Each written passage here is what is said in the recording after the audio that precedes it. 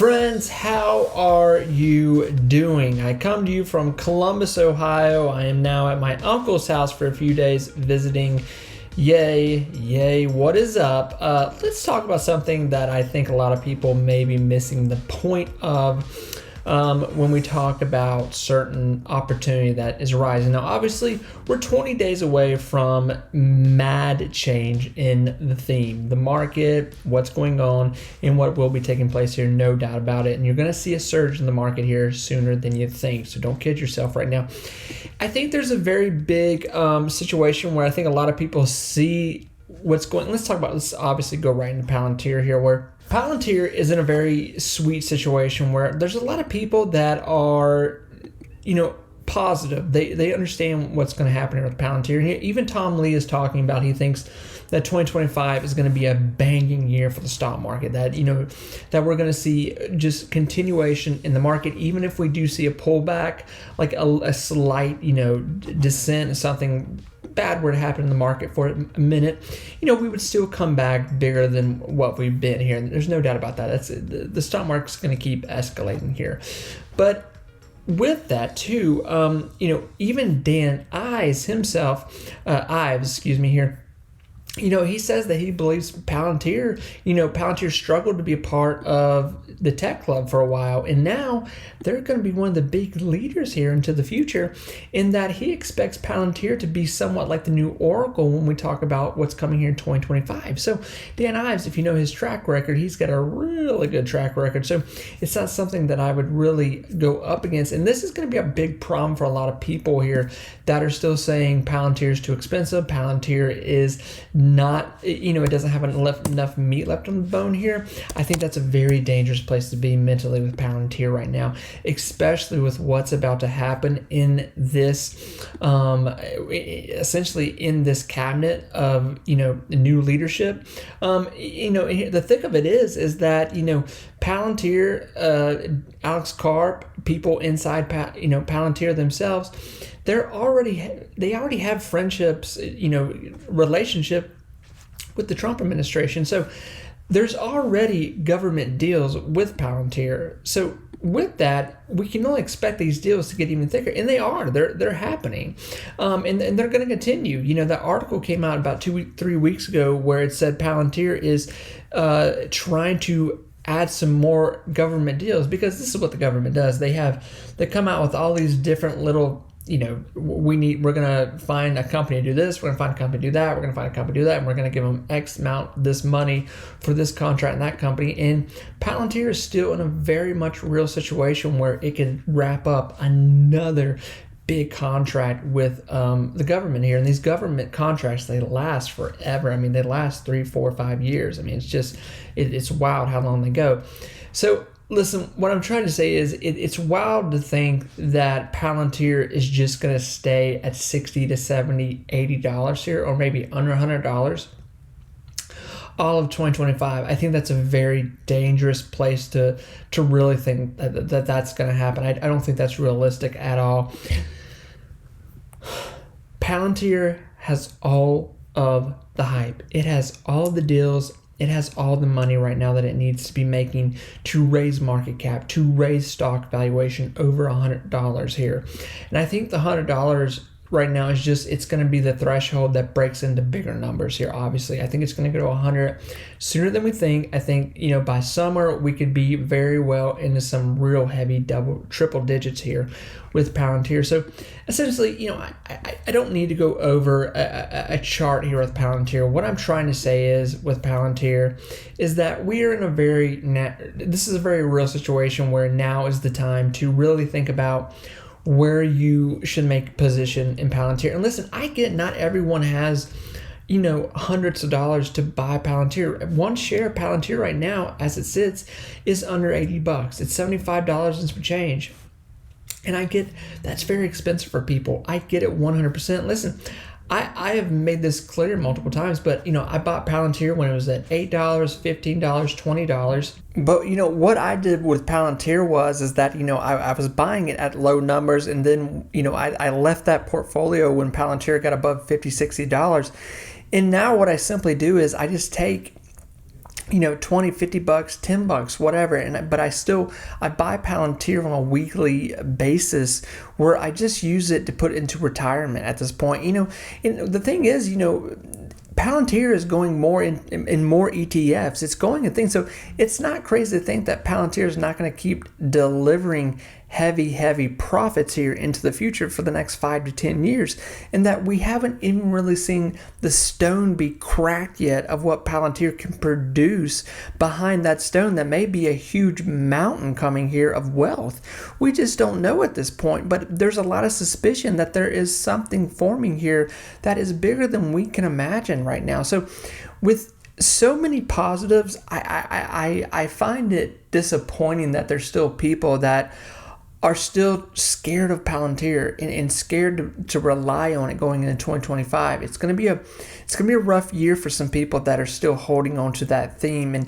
But I get that Palantir is expensive, but at this point with people, if you can't afford a whole share of Palantir, I simply just say start with fractional shares, do something like that. Just be a part of the situation, because listen, if there was ever a company that has good numbers, hype, enthusiasm around it, what can be here in the future, it's Palantir 100%. I mean, I don't know what more evidence people need at this point right now with Palantir. So it's going to deliver a lot more than probably what we've seen here in this coming year. And I would not be shocked to see Alex Karp come out here with pretty soon into the new year here and give a new interview, say something wild, something positive, to really drive up this stock even more than what it is right now. So I think that's a very real situation that we could be seeing, and that's just going to push the stock up more 100%. And when we see these last quarterlies come out here with Palantir to wrap up 2024, to really solidify 2024 being the biggest year that Palantir has ever had, along with many other AI stocks, it's really going to be it's going to solidify that we're going to be pushing into some heavy numbers here with Palantir.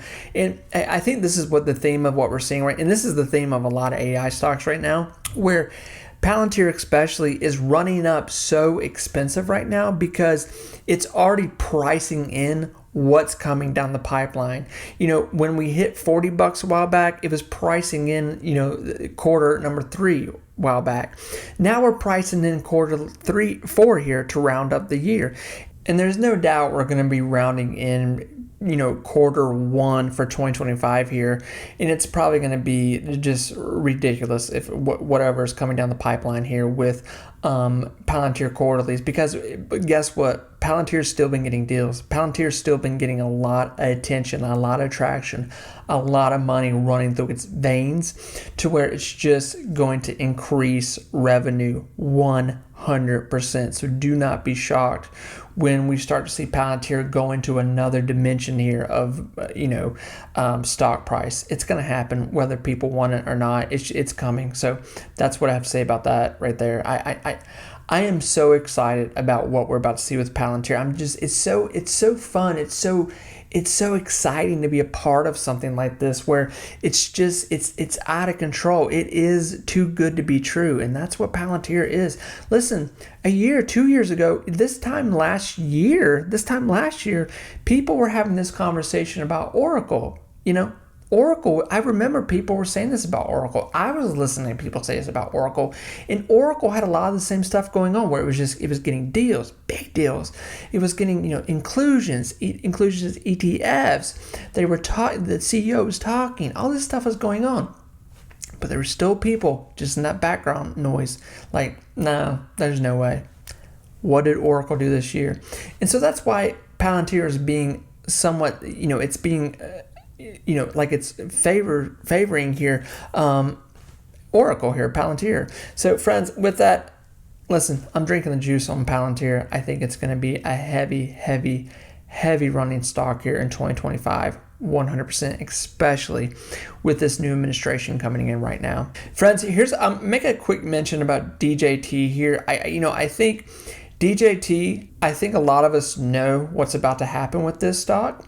I think it's pretty obvious that this stock more than likely is about to run hard. It's about to move forward really intensely, okay? I was hoping that the stock would be more at a $40 to $45 position, which is still possible here within this next 15-day period. It could still run pretty hard here going into the 20th. But it will be a situation where if this stock ever had a situation where it could run as hard as it could, this is going to be it. January 20th, Inauguration Day. Obviously, that's Martin Luther King Day. Market is closed regardless. But the week prior to that Friday, the stock should be pretty hot up in the ether here. But that following week, that Tuesday, market opens up after Trump's inaugurated 21st. I expect the stock to continue to roll. Don't get blindsided to think that the stock is going to continue to run like crazy numbers all year. I suspect the stock will have a pretty good year just off FOMO. It will have an up and down currency going in it. But, there will be a time to take your money and let it rest, let the dust settle here at 100%. And friends, just to round it out here with SoundHound, listen, SoundHound, now that it's fallen back down, this is crazy to say, but now that SoundHound is at $19, I mean, my God, still, I mean, like $19 for SoundHound right now. That's really crazy. SoundHound, another perfect example that it's being priced in for what SoundHound can bring to the table here. So SoundHound, bullet points here. I don't want to talk about this forever because I already have, but I get comments about SoundHound a lot. And obviously, if you've been listening to me yap about this, you know that I love SoundHound. I think SoundHound is going to be the dark horse of 2025. It is already showing itself to be. But for SoundHound to lock in this $20 position, if not more, what it's going to bring here soon, just off people not wanting to miss out, it's going to need to lock in these next quarterlies. Now, can it do it? I suspect it can, and I suspect it will. I do that because the last two quarterlies before the last one here, the whole year here has been great for SoundHound. It's had the biggest year financially it's ever had. The biggest year ever. I mean, it's just a game-changing year. This is why back in the summer, I was like, you need to buy SoundHound. I don't normally tell people like, hey, you need to freaking buy this stock. But I was literally texting friends like, dude, this stock is about to freaking blow up. Because I was looking at the quarterlies. I was looking at the deals. I was like, how much more freaking evidence do you need? SoundHound, if it can really bring in another big quarterly like it just did to wrap up 2024, we're going to keep this $20 position. We're going to keep it, and we're going to move into a possibly $25 to $30 some dollar position here by summer of 2025. Now, is that going to happen? Still a little hard to tell, but SoundHound is not wanting to sell off. It likes where it's at. It does not want to sell off. It's very interesting. I thought SoundHound was going to have a lot more struggle to keep this position where it's at right now. I thought for sure we would be back to a $16 to $17 range. I thought that 100%. Now that's still on the table for a moment. The problem is that the market is about to price in a lot of steroid use, in the sense that, Trump is coming to office here. The stock market's going to go crazy. People are excited. People are wanting to buy things. Hype is on. Everyone's going crazy. So I think not even talking about these quarterlies that are going to be coming out here to wrap up the year, I think SoundHound is probably going to run up into the 20s again. I would not be shocked about that at all, just off it running. SoundHound is not showing signs of weakness right now. Very interesting situation that's going on right now with it. So friends, I wish all of you the best of luck. I will soon be back in my house where I am able to talk more, make more detailed videos. I'm just kind of at the mercy of people's homes. I'm somewhere in Columbus, Ohio. I don't even know where I'm at. I really don't. Okay.